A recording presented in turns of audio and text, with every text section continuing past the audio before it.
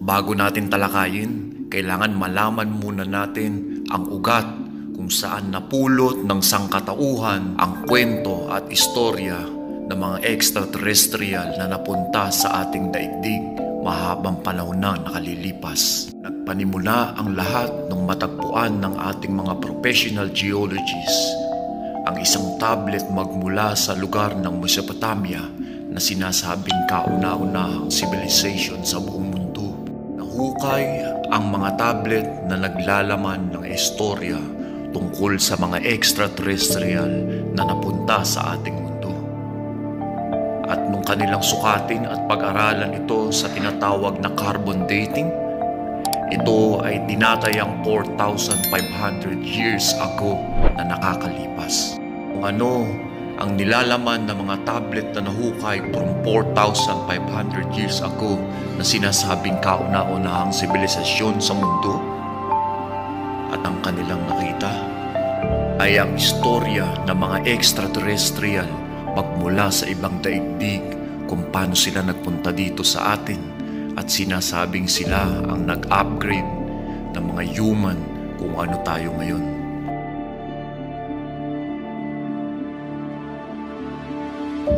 Mula ng mga panahon na yon, umugong na sa buong mundo ang usap-usapan tungkol sa mga extraterrestrial na hindi taga rito sa ating daigdig, na kung saan ay pinapatunayan ng iba na ito ay nakasama at nakasulat pa sa ating Biblia na ang tinatawag nilang gods noon ay ang mga extraterrestrial na yon. Hanggang lumipas sa mga panahon na patuloy magpahanggang sa mga oras na to na nakakatagpo at nadidiskubre natin sa iba't ibang panig ng mundo ang kanilang mga ebidensya.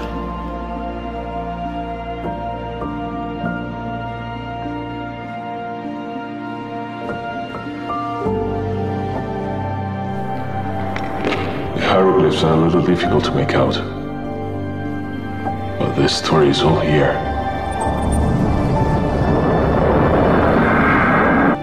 At sila rin ang mga sinasabi na nagturo sa tao na kung paano mamuhay ng advance, dahil ang mga tao noong araw ay nakabase lamang sa Stone Age. At sila rin ang sinasabi na nagturo sa atin kung paano gumawa ng mga advanced monument, statue, pyramid, at kung ano-ano pang mga bagay na nakikita at nadidiscover natin ngayon na hindi natin kayang ipaliwanag kung paano nila nagawa nang wala silang mga makabagong kasangkapan kung anong meron tayo ngayon.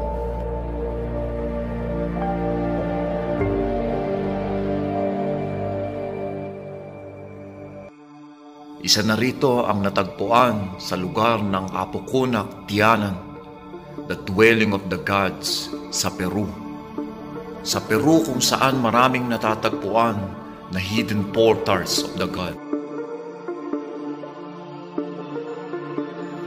Isa sa mga hidden portals, mystery sa Peru, ang ngayon ay patuloy na dinadayo ng mga tao sa iba't ibang panig ng mundo.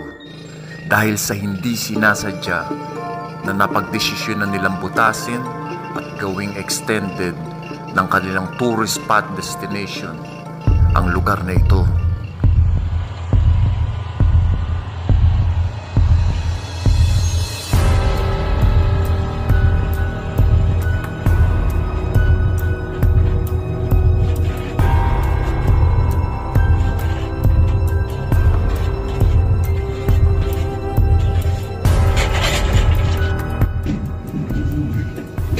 Over a years ago, ng kanilang paghuhukay, pagde-develop ng lugar para sa nasabing tourist destination spot doon sa loob ng tunnel, ay may hindi sila sinasadyang matagpo ang mga bagay na hindi mo aakalain doon mo makikita.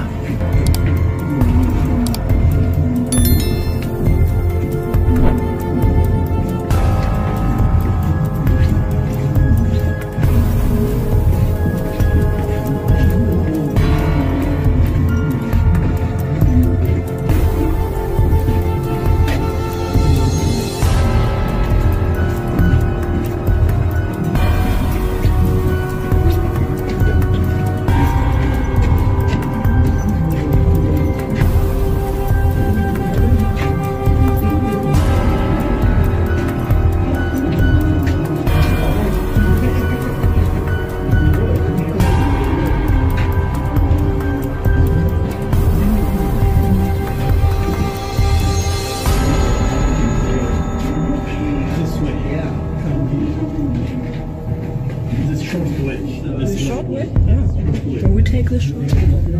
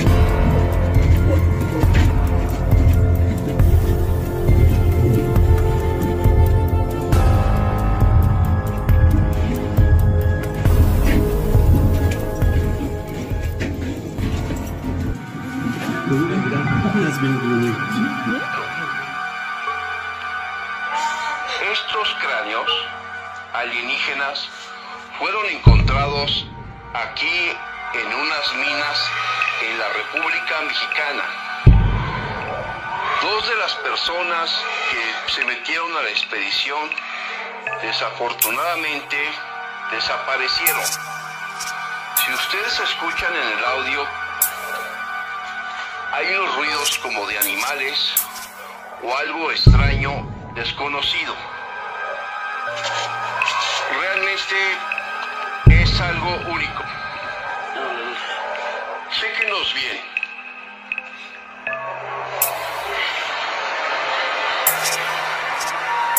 Siete, 4, 1. Voy llegando al lugar.